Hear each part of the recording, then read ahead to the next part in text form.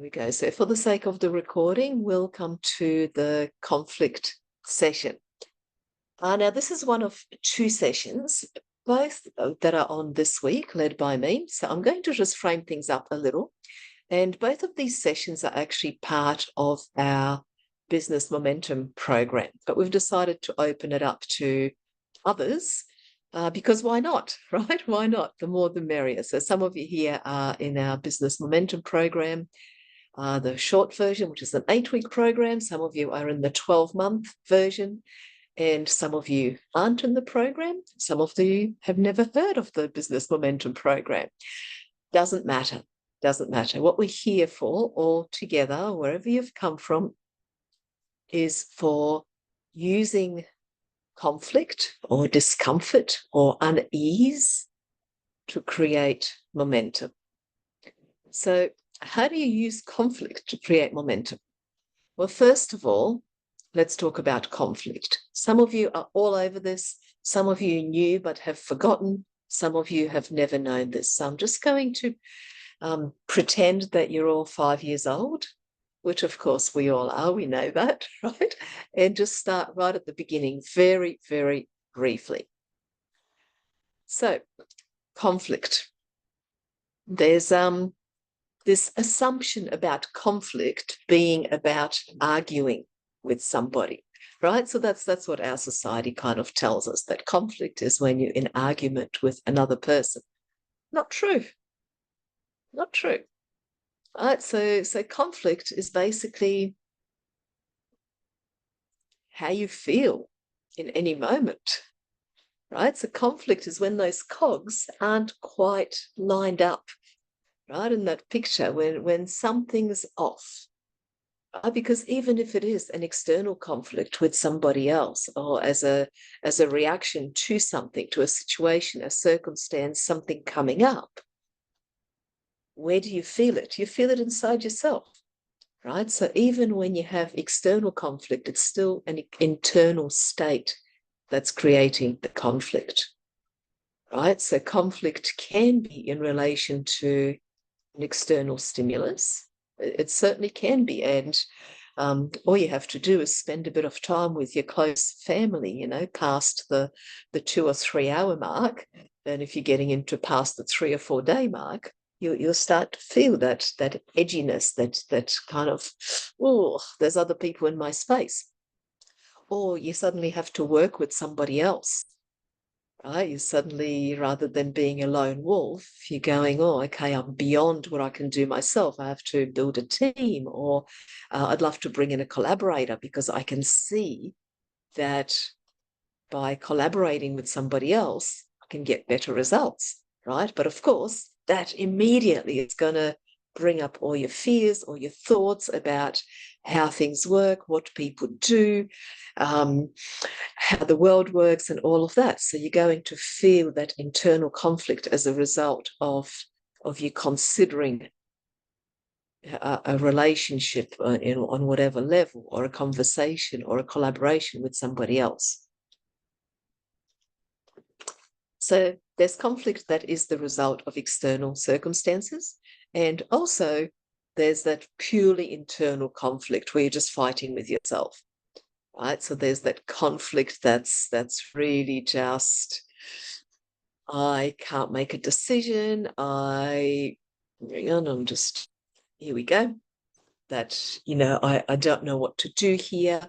Or you've got the black wolf, white wolf kind of conflict where you're thinking, I could do this, but then this is going to happen, and I could do that, but then that's going to happen. Or you've got conflict between all the different parts of yourself, right? Where you've got all the different aspects of you bringing in their 2 cents, and you just end up in this overwhelm. So conflict can take many forms, but in the end, what it is just a level of unease about something. And this is why we can use it, right? This is why we can use it to build momentum.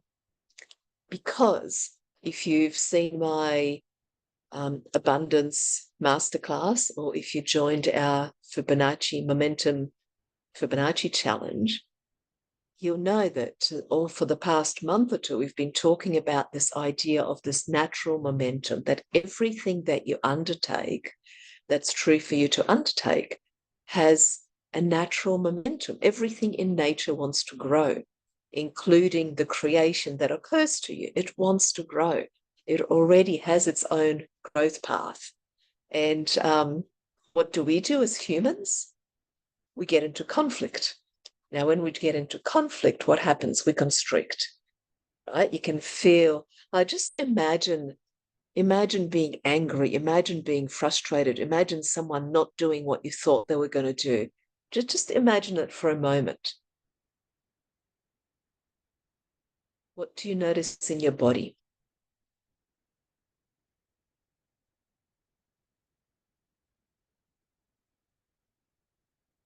What do you notice the moment you imagine it? Yeah, tomorrow.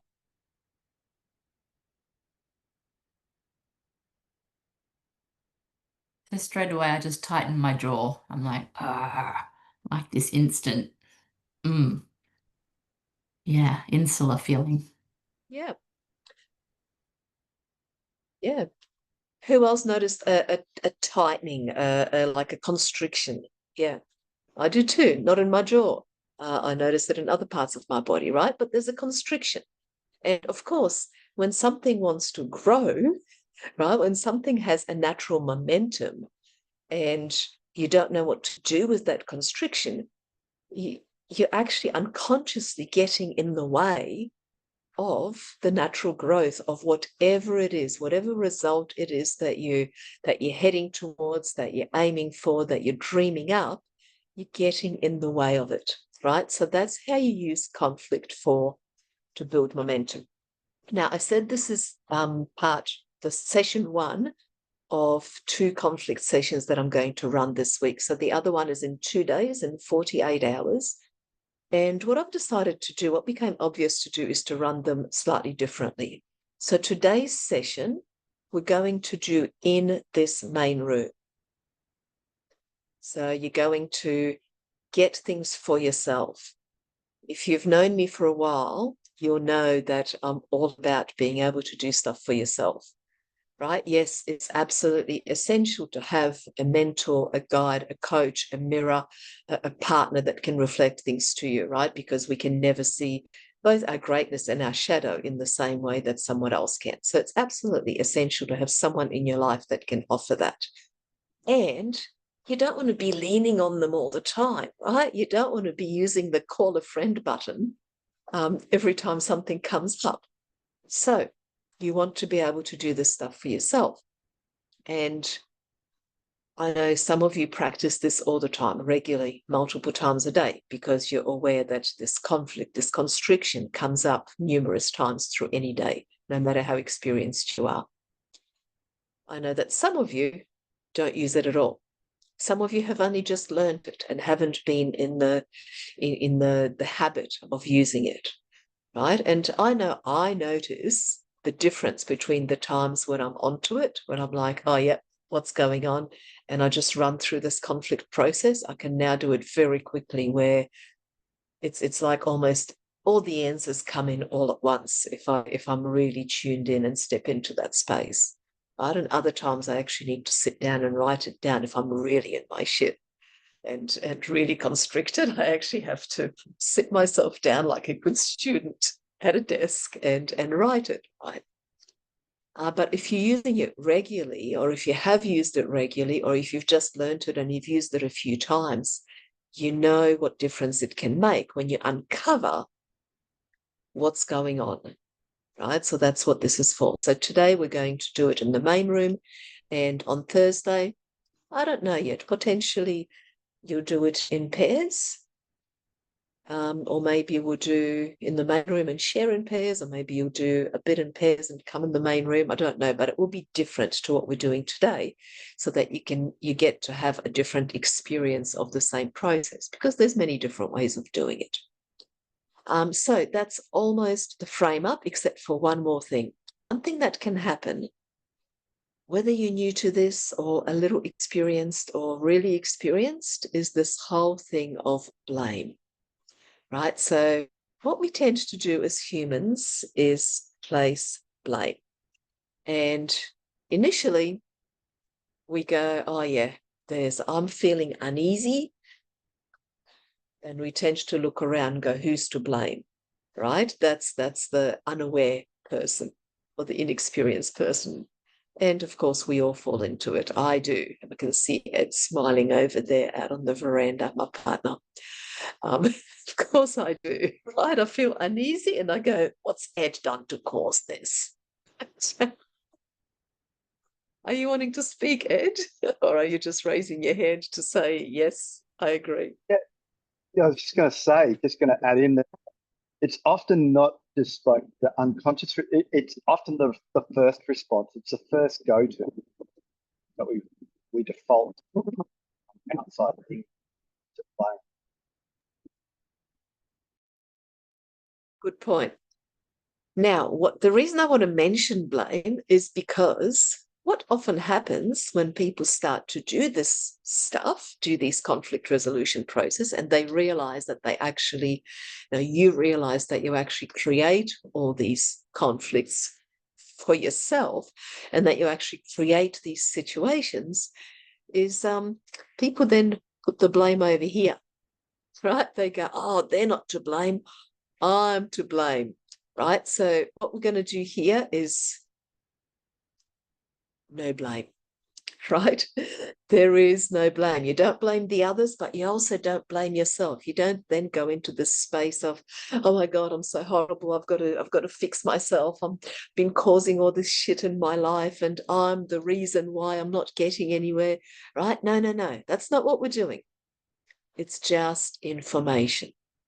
Right? That's what this is about. The conflict process, that the whole purpose of the conflict process is to resolve the unease, to resolve the conflict in a way that creates momentum, that removes the blocks, that removes that constriction, that allows you to just allow the natural unfolding of your creation. And how do you do that?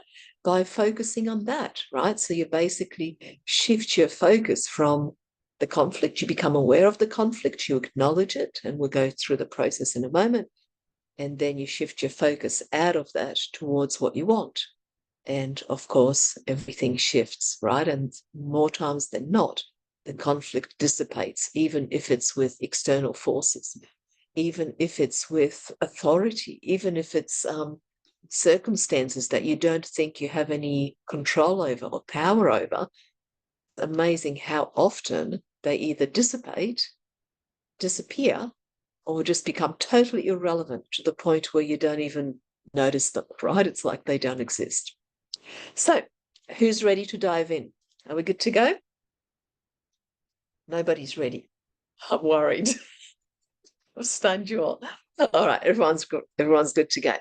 All right, so what you'll need to have is a conflict to work with, right? So for those of you, I mean, no, everybody, if you have a business, because seriously, business and relationships, and every business is about relationships, are going to bring up more conflict than anything else in your life, right? So if you have a business, and I think everyone needs to, right? You need to, unless you have your dream job with the best boss, you need to have a business of some sort, right? So that you can express your heart in the world and be rewarded for it.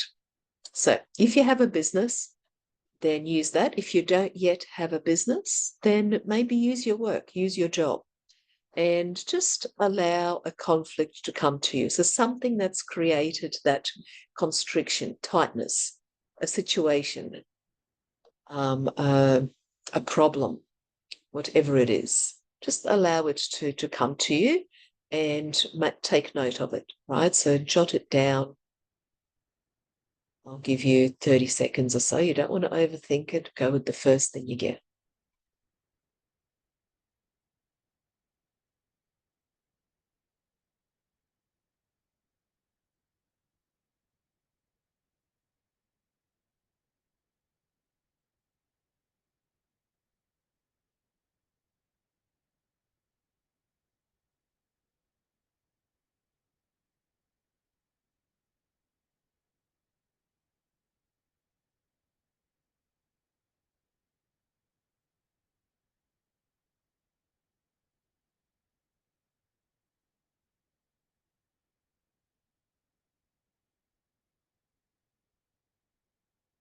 I always feel like I want elevator music in these times. 30 seconds feels like such a long time.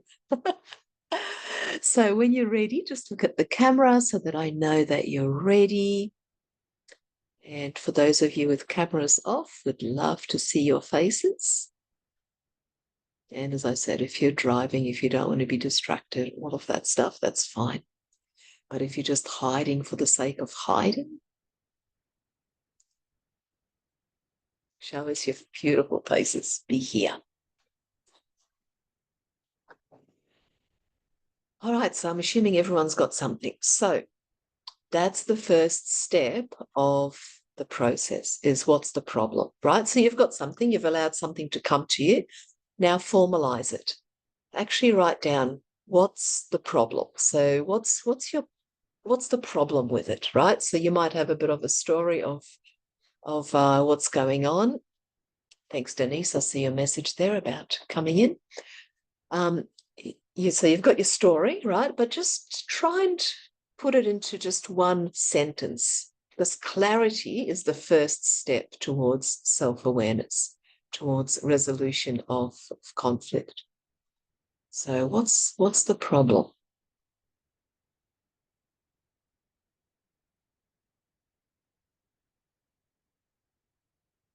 And when someone's ready, we're just going to grab an example so that I can ensure that, for the sake of everybody else, I'll just grab 2 or 3 examples so we can make sure that you've got it, right? Because this is a very important step, defining the problem.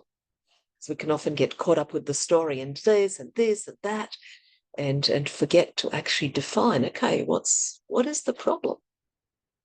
So who'd love to share what you got? What's the problem? Angelica, Andrea, and Joe. Shall I go first? Yes, please. Okay, so the problem is it's a real conflict that I'm facing right now is I need to get my stuff out of storage, and it's an old storage that I have with somebody that we don't ever talk to each other, not want to talk to each other even at all. So that's a big, that's a conflict. Yeah. Okay, so what's the problem? So what's the actual problem? So I can hear what the conflict is. So is the problem that that you need to get your storage stuff out, but you don't want to talk to this person and you need to communicate with them for this to happen? I need to communicate with them for this to happen smoothly, and I just don't want to communicate with the person, neither the person wants to communicate to me. Like, not at all. Okay, so there we go. So you can see how there's the story of this is what's happening, and then you go, what's the problem? Okay, I need to get my stuff out and I need to communicate with, and we don't want to talk to each other. Oh, beautiful. Thanks, Angelica. Andrea, what's yours?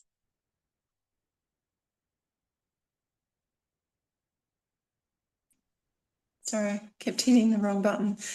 You're good. Okay, so I have a business with my partner, and we've run it for 27 or more years, and we both want to change. You know, we're in alignment with that. I think my problem is more an inner conflict of letting go of that identity and accepting change, and accepting that I don't know what on earth I'm going to do. Yeah. I mean, I have ideas that I've talked to Ed about, but yeah. So once again, what's the problem? So the problem in it is that you feel this uncertainty. Is that the problem, that you're feeling a bit unstable, unsettled, uncertain? Yes, uncertain, and I'm not, in the past, I'm very, very good with change. Well, yes, I've dealt with a lot of change. Then I got to the point where everything was steady and stable, and part of me wants to hang on to that rather than allowing. Okay, so now I've got it. Okay, so there's Gotcha. So there's Yeah. the problem, right? So that's the root of the problem. It's like, you know, you want change, and you know that to have something different, you need change, but you're resisting the change. So it's like this push me, pull me. Yeah. Yeah. Okay. So there you go. Exactly. So that's the problem. Yeah. So can everyone Yeah. see, and we'll go to Jo soon. Can everyone see how, in relation to your own thing, can you see how to pull out the core of it? Can everyone? Yeah. Is anyone not understanding how to get to the? Brainstorm breaking up. I'm breaking up. What do you think about it? Oh, okay. All righty. Excuse me, everybody. I'm going to switch to my phone hotspot. It tells me that I'm freezing and breaking up, so we don't want that. So I'm just going to switch over, and while I'm doing that, just use what I've just said to think about your story and see if you can get to the core of your problem.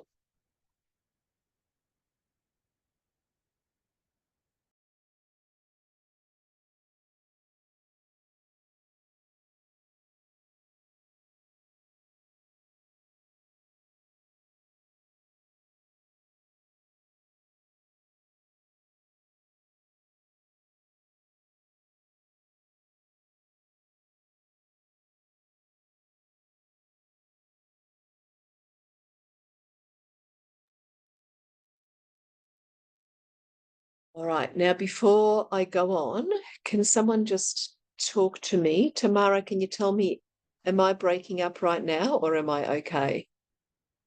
I'm good? Okay, cool. Jo, what's your problem? So it's to do with business, and it's about putting myself out there on social media, and I have a terrible block.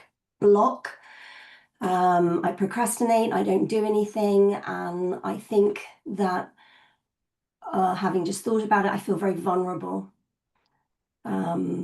So yeah, I'm dealing with kind of like a lot of emotional stuff with my business, putting myself out there on social media. Oh, all right. So what I'm hearing there is that the problem is that you want to grow your business, but you think what you need to do is put yourself out there, and you've got real resistance to that. Okay. Yeah. Okay. So you're kind of going, okay, I know I've got to do this, or you think this is what I've got to do, and I don't want to do it, right? There's a part of me that just goes, no, I don't want to do that. So the problem is, even if I was going to condense it even more, is there's a part of me that doesn't want to do what I need to do to grow my business. Yes, I guess so.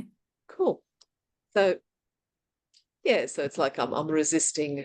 I want people to know about it, but I don't want to have to do the thing that's required, that kind of thing. So great. So hopefully everyone's got an idea of what your problem is, condensed, getting to the root of it, pulling out the core, the essence of the problem, because that's an important part. And from here, everything else will flow. Okay, so just take a look at your problem, just read it. And I'm going to share slides again. And this way, I prepared these just before, knowing that the place we're in is a little bit patchy. So I'm going to have slides just in case it breaks up, so everyone can get what they need to. So as you look at your problem, you'll start to hear the thoughts that appear about it. Right? So you're going to write down what's your thinking around this. And here you want to pull out all the dirt, right? So Angelica, you're going to pull out all the horrible stuff that you're thinking, right? About this person, about the situation. So this isn't the place to be trying to be nice. And this isn't the place to be going, oh, but I'm not supposed to say that, right? I'm a nice person. And if I have these thoughts, then I must be a horrible person. You're just throwing all that out the window, right? And you're just going to write down everything that you think about it. Well, not everything, within the confines of about 2 to 3 minutes. Right? So write down, what are your thoughts around this? When you look at this problem, what are you thinking? And you want the truth, the whole truth, and nothing but the truth. Right? You want your egoic thinking. I'll give you a couple of minutes to get it all down, and notice that as you start writing, more thoughts will come. So allow that momentum to build it. Just get them all out.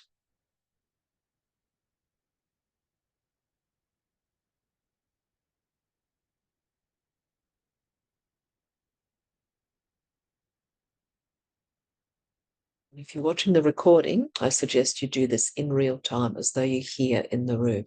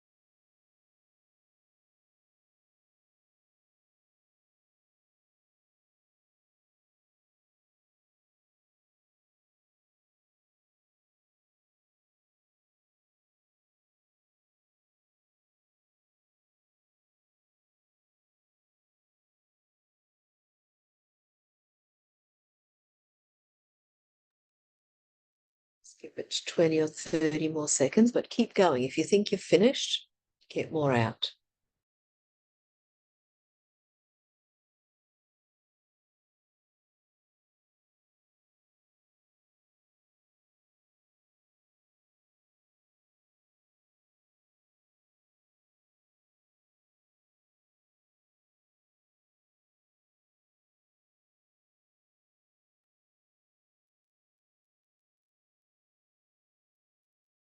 All right, has everyone got some thoughts? You got a good barrage of thoughts that's come out? People still writing their last bits down, so do that, finish your thought. All right, we'll have some shares a little bit later, so we're going to move straight on to the next thing. So you've got your thoughts, what's your thinking around this problem? And now, again, touch base with what the problem is, the essence of it, the core of it. And we're going to go on to feelings. What's your feelings around this? What are the emotions that you're feeling? So when you're thinking those thoughts, what are some of the emotions that you're feeling as you think them? And an easy way to know what the emotions are is like, go, where do I feel it in my body? And that might give you a clue of what that emotion might be.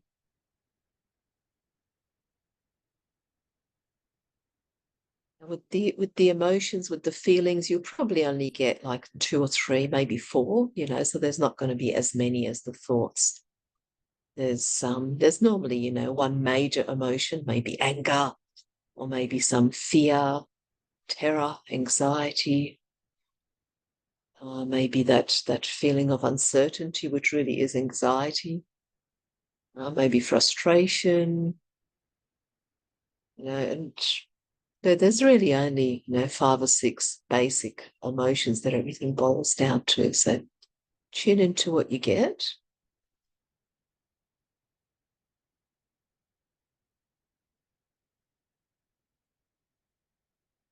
What are the feelings around it?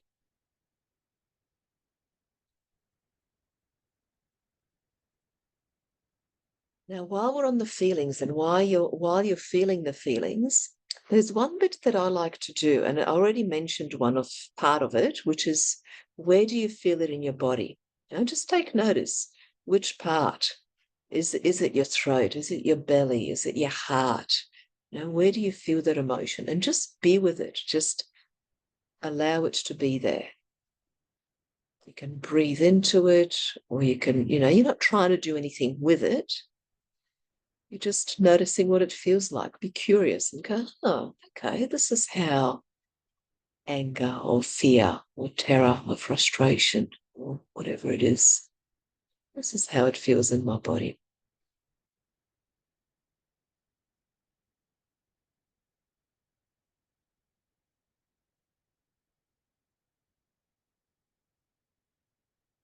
You can even name it. You can even go, oh, I'm feeling this.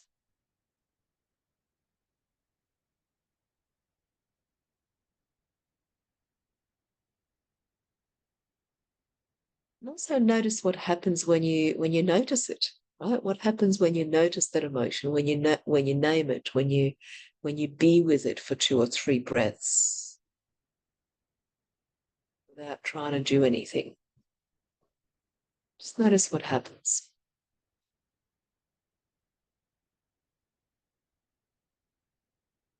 Notice what happens when you name it.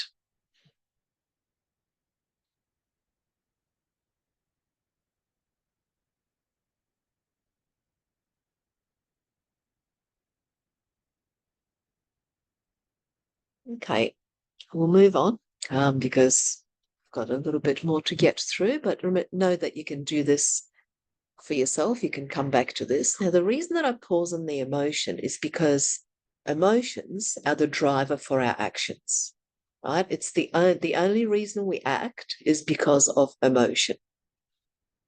Right? So normally what happens is we become aware of a problem, we have thoughts around it, and we have feelings around it. And there's a bit of a thought-feeling loop where the thoughts feed the emotion and the emotion feed further thoughts, and you get caught up in that, and then you act from that emotion, right? So normally this is where people get stuck. Now we're going to go further. We're going to, because we want to resolve it in favor of creating momentum towards what you want, right? So we're not going to stop here, but it's great to acknowledge and what's happening, right? And also great to be with that emotion so that it's, because emotions are 5 years old. Every single emotion you have is actually that of your 5-year-old or 4-year-old or 3-year-old self, right? And just like a 3-year-old or 4-year-old or 5-year-old, if she's there going or he's there going, Mom, Auntie, Grandma, and Grandma or Auntie or Mum doesn't listen, what do? They amp it up, right? They start to play up. They talk louder. They go, rah, right? Same with our emotions. So when you don't pause and acknowledge it, a lot of you already know this, but it's a good reminder. When you don't pause and acknowledge it, and it'll just keep amping up, right? And go, pay attention to me. You're not paying attention to me. I want you to act on me. I want to be the driver for your actions, right? Because I want you to resolve this so that this emotion doesn't have to be here anymore, right? So that's what happens unconsciously. Today we're going to go further. So the next step in this process is to find out what are the meanings that you're making around this, right? Because this is what happened when you were little.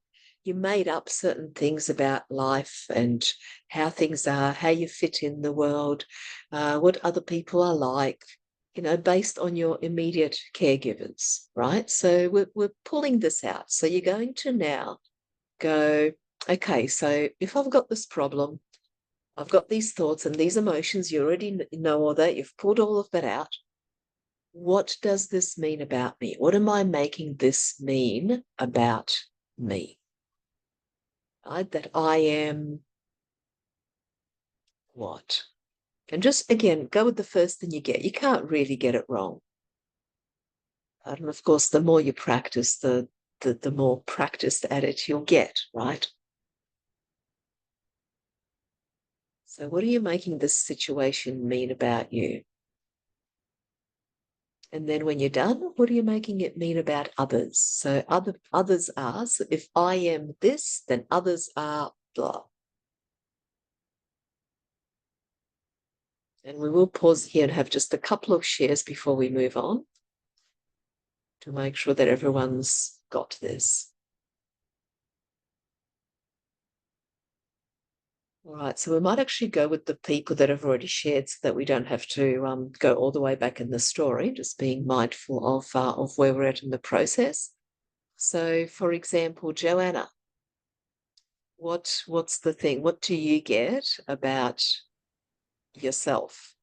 I am Not capable.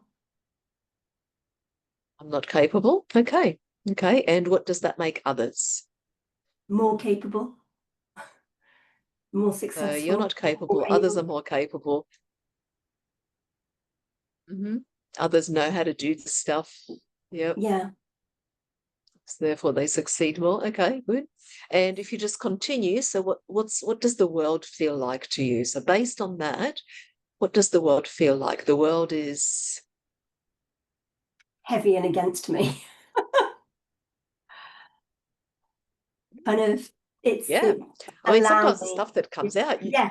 I could see it. You Heavy go, and against me. yeah. That's the first thing that came to my mind. And And it's hard. great to go with that because often you surprise yourself and you go, shit, I really think that. I really think that the world is hard and heavy and against me. Oh my gosh, right? Yeah. Thanks for sharing. Andrea, what do you get? So for myself, because I was feeling scared, I got I'm a coward. Others, the meaning I give to others is that others are more confident, more certain, and have direction. And for the world, I got scary. Okay. Yeah, it flows on, right? So you can kind of see how this thinking is going on. Cool, thank you. We won't check in with Angelica this time. We'll move on and we'll check in with you, Angelica, next for the next thing. All right. So for those of you that haven't done the world yet, just get it. So if I am this, others are blah, the world is, how does the world feel to you based on this? Just jot it down.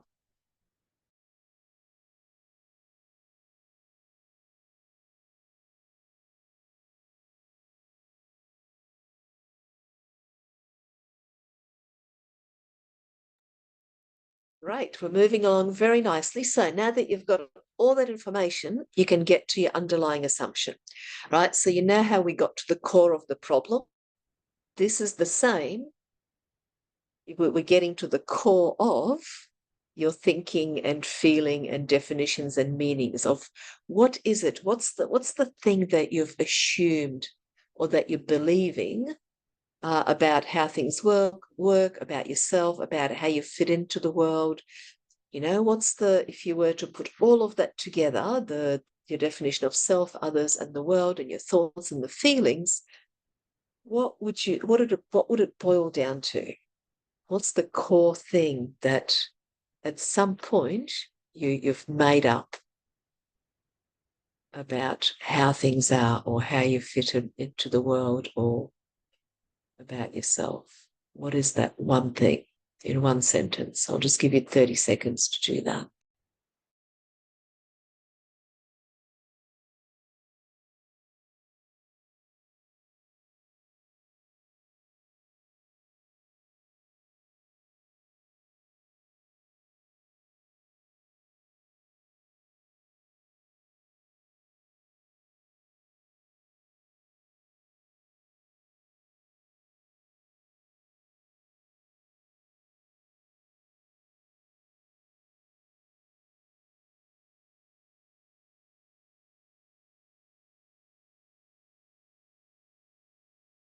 So this one you should get fairly quickly. Angelica, what do you get about this? What's your underlying assumption? It is that how things work is that things are unfair and you need to manipulate yourself into a position. About myself, I'm unsafe, helpless, and not good enough. And my place in the world, I am unsafe. You know what I get for your underlying assumption? And it just occurred to me just all of a sudden. Can I share? Sure, of course. Yes, of What course. I get is doing things with other people is trouble. Do you relate to that? Yeah, not with everyone, but yeah, I can relate. Yeah. So can I ask you, do you tend to do things by yourself? Like, are you doing all of your business? Are you trying to do everything yourself? I work with other people, but I do a lot of things by myself. Yes. And what do you do when other people don't pull their weight? Like if they're supposed to do something, they don't do it. Do you then just go, oh, I'll just do it? No, I say as expected.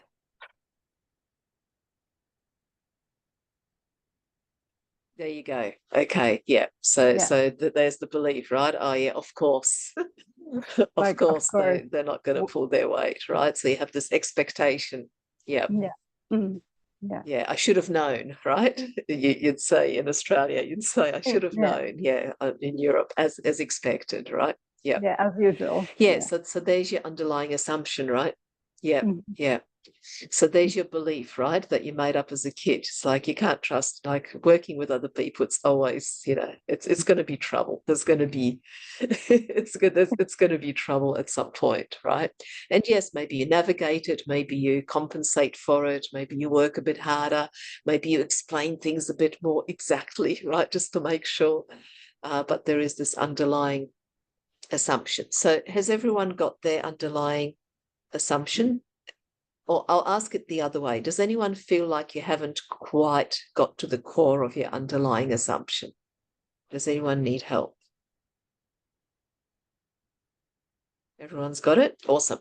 Okay, so once you've got your underlying assumption, just read it to yourself, look at it, and feel the unease of that. Like Joe going, wow, the world is harsh, and all of that, and going, wow, I actually believe that, right? And then I know that wasn't your underlying assumption, Joe, but just using that example to go, whoa, I actually believe this, right? So read your underlying assumption and notice the how that feels. Notice that unease, that kind of, oh shit, I believe this. And as you're noticing that, also notice that there's a part of you that wants to do something about that, right? Because you now go, oh shit, I've got this, I believe this. And if I believe that doing things with other people is trouble, that doesn't feel good, right? So then of course you've got this feeling that you want to resolve. And you've got the original feelings that you want to resolve. And we spoke about the fact that emotions are what drives your actions.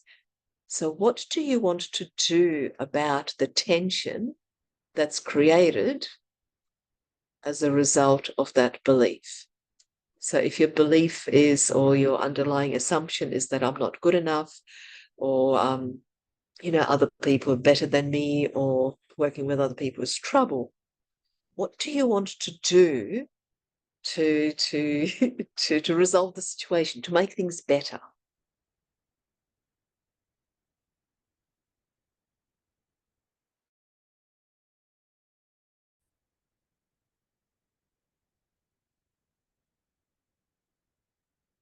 Joe, what do you want to do? Well, to resolve the tension, I don't want to do anything. I pull myself back. I stop myself from succeeding. Yeah. And the next step in the process is, what's the inevitable end result of focusing on that and focusing on feeling better, right? What's the inevitable end result of not doing anything, of just going into freeze and giving into that? Well, I'm perpetuating it. I'm creating it as a reality, aren't I? You're creating the original problem, right? Yeah. Which is because the original problem is that you've got a business that you want to grow, but it's not growing, right? Yeah. So of course, through series of thoughts, emotions, which are the result of the beliefs that you made up as a child, right? Because we can take this from the bottom up and go, okay, I made up this belief as a child, and as a child I was looking at the world around me and went, oh, okay, this is how things work. This is where I fit in. This is how other people are, and this is what the world's like. And as a result of those beliefs, we get these emotions which cause the thoughts, or thoughts that cause further emotions. This creates tension, which then drives our unconscious action, and we create all these problems over and over again. We end up in a pattern because we normally only have, a set of beliefs that we made up, right? And it's unique to us in some way. So we're actually creating the problem. So this is where sometimes the conflict resolution or deconstruction process ends, where we go, oh, wow, okay, I'm actually the creator of this problem, right? But this isn't where we want to end it, because that's when the whole thing of, now, what do I do about that? What do I do with it, right? So you've got the underlying assumption, you've now got the reactive action. So I'm just going to give everybody else 20 seconds or so to get your reactive action if you haven't already. So what do you want to do to feel better, to make this whole thing, the yucky, icky feelings go away? What's your reactive action that you want to take or not take sometimes?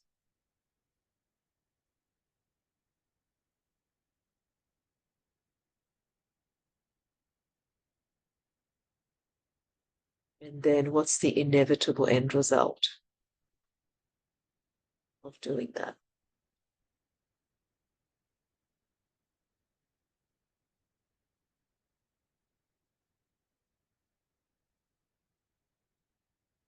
Hopefully you can see how the inevitable end result is actually cycles back in some way to the original problem that you defined.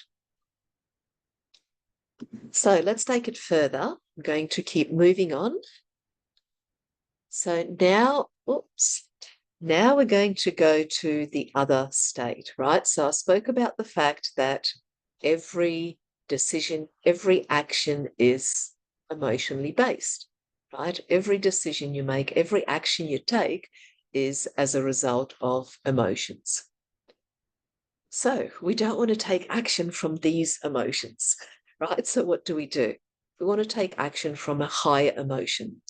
Now, a higher emotion doesn't mean positive thinking, right? It doesn't mean gratitude in the sense of, oh, I'm so happy that I've got this and this and that, right? Telling yourself that you're happy when you're actually not.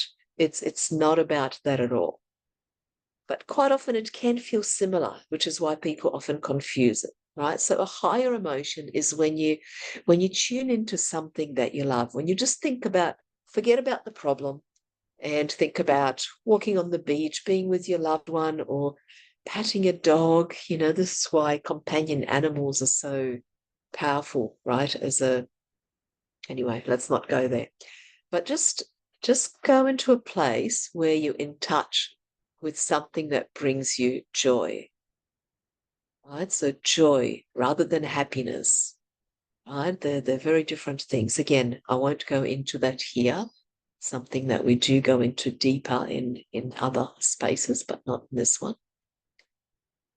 But a higher emotion, something that gives you joy or brings you to that place of peace, inner peace, bliss, whatever that is. Just take yourself to that place.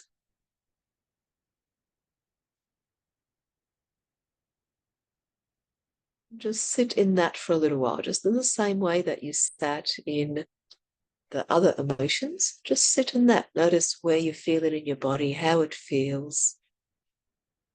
You may notice some loosening or expansion, relaxation, whatever that is for you. Just notice.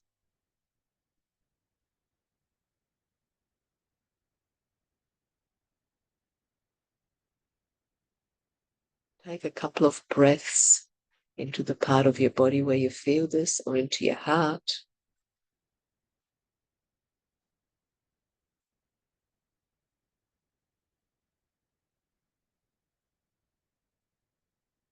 Now, from this place, we're going to reintroduce the problem, but stay in this energy, stay in this place of inner peace and this emotion, and just take a look at the problem from this place, whether you feel it as a higher place or a broader place or whatever it is, place of more love, however it feels for you. Take a look at the problem and just notice what's obvious. What's an obvious action that you can take from this emotional state? And jot it down, write it down for yourself. Or maybe it's a realization. What do you see from this place that you couldn't from the other place?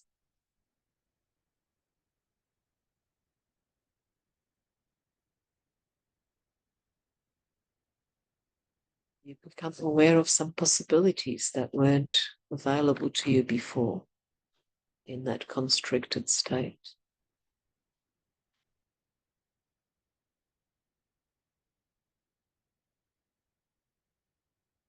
And while you're writing, also write down what might be a potential end result of taking that action instead. What could happen?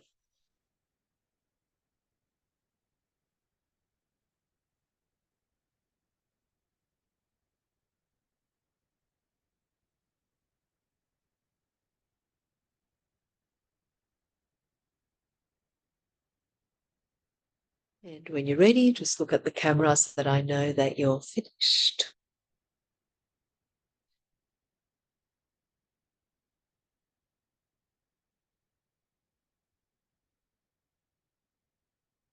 Beautiful. All right. And I wish you could I wish I could put this picture up against the other picture, right? A screenshot. Because I can see like your faces look different, right? It's a different state. And if I'm in a relationship with you, or if I'm doing a business deal with you, or if I'm a potential client and you're approaching me with this face, I'm a lot more open to talking with you. I'm a lot more willing to work with you. I'm a lot more willing to sign up. I'm a lot more willing to go, yeah, all right, look, I can compromise. That stuff that we argued about, I don't even remember. Let's leave it behind, right? This is the power of shifting your state. And of course, what happens then is the natural momentum of what you're about, what you're heading for, is allowed to unfold, right? The thing just happens, right? Because what we do is we get in the way and we don't even realize it. We don't even see it. I had a message from a client a little while back, and it was so interesting because, you know, this client would show up to sessions in a certain way, and actually it's not the only person, and I know I do it with my coach as well, right? I'll show up to sessions in a certain way. Then when and I've actually shared this with some of my clients, because we had this little conflict, and I got this message that had this piece at the end that was really cutting, that I was like, oh, I felt that, right? And I said to this person, you don't even realize that you're causing this specific reaction from people by just putting in that one word or those two words, right, that are meant to sting. Right. And I know I do it. I'm going to look at Ed and go, I know I do it. We all do it, right? Well, we put in those things, we react in a certain way because we just want to feel better. We just wanted that person to know, right? Or we just want them to whatever. And we put in those things because we're acting to resolve that lower emotion that gets us the result we didn't want. Right? And if you just can take a moment, and it literally can take just a moment to go through this and go and be with that lower emotion, acknowledge it and go, yep, I hear you, 5-year-old me. Sometimes you can even pause there and go, what do you need? Right? And go through that little process. Again, 30 seconds. Sometimes it's just using your imagination to give that little person that made up all this stuff about how things are, whatever they need, and then deconstruct it, and then move into what do I love in life, and make your decisions, to take your actions from that place. And you just see that situations shift like that, like family feuds that have been going on for decades just disappear, right? That's how much power this has. Businesses that have been struggling, that suddenly people are approaching the people, right? They're going, can I work with you? Can I go on your waiting list? Right? It totally shifts. So we're on time, and I can see from your faces that everyone got what you needed from this. You got your conflict deconstruction, your conflict process, and you know how to work with it. Now, I would love to have 1 or 2 shares of your experience of it, just so we can wrap it up, so we can complete it. If I did say an hour, if you need to go, with all respect, thank you for being here. And we'll see you at the next one, whether it's this Thursday. We've also got more practice sessions of these foundational skills coming up in the first 2 weeks of July, and the lead up to our Business Momentum Intensive starting on the 12th. So on that note, if you're not in it and you have interest in it, we're just gathering our last couple of people into the space. So let me know. If you need to go, do go. But if you don't need to go, I'd love to hear from you. How was that for you? What did you realize? Where did you end up? Jo, let's start with you, because you were one of our example people, so we know your story. How did you go? I had a bit of a realization in that conflict, actually, because something came back to my mind that a friend said to me, that I always tend to get to a certain level in business or whatever jobs I've done, and then I leave and I go right back down to the bottom, and then I get to a certain point, and I think that I've just realized that I'm 56, and I've just realized that I give myself a bracket, a shelf, and I get to it, and then I don't allow myself to go any further. So that was I'm tingling. That was a bit of a wow moment for me. So thank you. Yeah, thank me. Yeah, that's awesome. That's really powerful. I mean, I don't know if you got those emails that started with, you are the ceiling of your business. Did you get those ones? Or maybe you were already signed up for the program, in which case you wouldn't have got it, because it was a promo for the business program. But the headline was, you are the ceiling of your business, right? Gosh, so true. And I think that I've realized that I had a business for 15 years that I let go of last year. And I think I realized also that I took it to what I thought was my limitation, and growing it scared me. And so I had to dump it. I had to get rid of it. And that's not obviously what I want to do with this one. Yep. So yeah, amazing.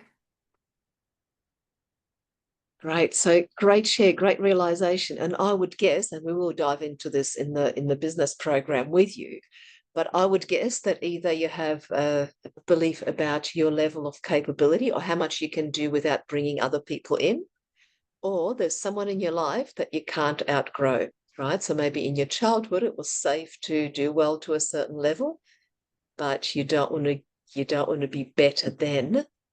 There's somebody, right? Imaginary. It's all made up stuff. There's somebody that you're unconsciously going, oh, I can't outgrow them, right? And you've got this made up idea of what level they're at. So you get to that level and go, oh, I have to detonate. So great. Thanks, Jo. Thanks for sharing. Can I just share something with you quickly? I think in that moment you just said something to me, and it might make me cry. I'm sorry, everybody, but I think success with somebody that's in my life who hasn't particularly been a nice person, I think I've associated that with not being a good person. So thank you. That was very insightful. Yeah, great to become aware of this stuff, right? Because it's screwing you over, screwing all of us over, whatever our version, whatever everybody else's version of this is. Yeah, absolutely. Thanks, Jo. Thanks for sharing. Thanks for your vulnerability. Let's have one more. Mary, I'm seeing your hand up. Tell us. Yeah, what really came to me when I was defining the problem was I want expansion, and that could apply to any number of situations, but it's a fear of the unknown, which then shows up as resistance in lots of different forms. And it was interesting because my underlying assumption that I got was I'm not capable, like Joe, I was relating to what she was saying. And then I immediately, when you said, has everyone got it? I wanted to put my hand up and say, oh, I'm not sure that I have got it. And then I thought, actually, it's almost part of the same thing. I'm not capable to sort of work this one out on my own. Thumbs up everywhere.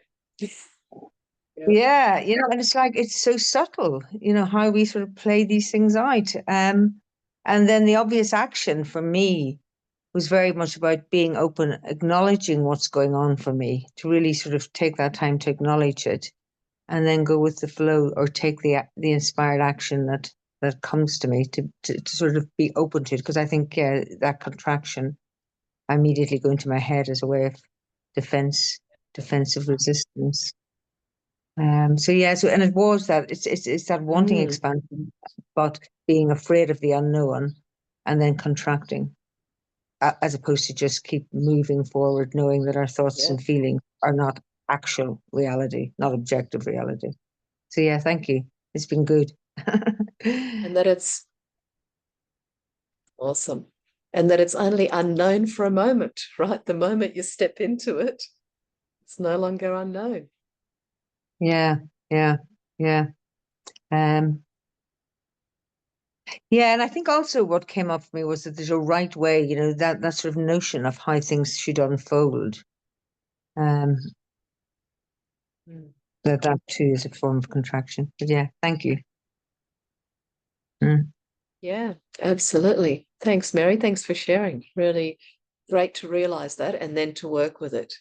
So, and you can think yourself incapable and still come to the business program if you haven't already. Sorry, I can't remember whether you are or not, but just saying, because sometimes what people do is then they go, and I'm just going to use you as an example, they go, oh, okay, I've got this belief that I'm incapable, so now I've got to do the opposite, so now I've got to do everything on my own, right? Which is the same thing, right? It's the same thing of doing the opposite of what you've always done is not the correct action. The correct action is the action that you get when you're in that higher state, right? And there are no formulas to it. It's not like, oh yeah, I've always done this, so now I'm going to start doing this and my life would be great. No, you're just in the opposite pattern, right? So it's about going, okay, what's the information? Where am I deriving my information? Where is my driver for my actions coming from? So good one. Thanks, Mary. Thanks for sharing. Do we have one more, or are we ready to roll? Did I see your hand up, Tamara? I think that's why I asked, because I thought I saw your hand up before, and I think I didn't ignore it, but I bypassed it. Did you have your hand up or not? I don't want to put you on the Yeah, spot. I did. It's funny because I'm sitting here going, right. no, I don't have anything to share. Yes, I do have something to share. No, I don't, that wrestle thing, right? But what a great thing. All I right, came so in take us tonight. out. You're I came in tonight going, oh, I just want to be of service. I want to help other people learn the conflict deconstruction because it's such a powerful tool. And then you're like, we're just doing it on ourselves. And I'm like, oh God, here we go again. But oh my God, thank you so much, because I've had this huge conflict over the weekend and I was like, oh, there it is. When I'm in my power, I'm not safe and I don't trust the world. And I set up these things so that it shows me that I'm not safe. But that's not the truth of the matter. So thank you so much for this. And it brings me back to when I first did my first ever conflict deconstruction ever. And it was with one of my neighbors and she'd borrowed money off me. And it was previous years before, but it just bothered me so much. And after doing the conflict deconstruction, within like a week or so, she actually contacted me, brought the money to my house, and we're really good friends to this day. So it's like, it's magic, this stuff, where it's just a simple little tool it can change your life, right? And it does. So thank you for that reminder. Yeah. When you change your thinking about it, it's like it ripples to other people without you saying a thing, right? That somehow that energy just goes through to them, and they go, oh, now I'm happy to give you the money back. Before I didn't wanna, but now I'm happy to. Yeah. Good one. Thanks, Tamara, and thanks for wanting to be of service. So if you come on Thursday, hopefully you will, we will do breakout rooms so that everyone can work with each other, because it is a different experience when you do it with somebody else. For those of you that don't know, and for those of you that don't know, you're going to find out. So lots of love to you, everybody, and see you same time, same place in 48 hours, 47 hours now. You can unmute yourselves and say goodbye. I think it's always wonderful when someone's watching the recording to actually hear from everybody. So let's do it and say goodbye to each other here as well. Bye, Thank you. everyone. Everyone. Bye, everybody. Bye. Bye. Bye, everyone. Thanks. See everybody. Mwah.